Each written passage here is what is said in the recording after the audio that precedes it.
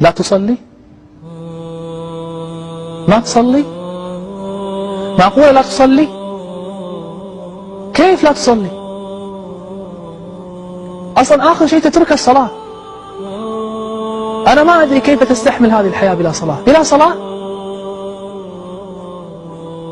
يعني سبحان الله، الصلاة تأخذ من وقتك كم؟ 5 دقائق؟ 10 دقائق؟ 5 صلوات كم يعني؟ 50 دقيقة؟ أخي الكريم، 50 دقيقة في اليوم الواحد، وأكثر من 23 ساعة لك، فقط 50 دقيقة لله، وهو يقول لا، إلا أدخل النار، لا بد أدخل النار، حتى هذه 50 دقيقة ما أعطيها لله. فعلا يستحق الحديث اللي سوف أقرأه عليكم، حديث شديد.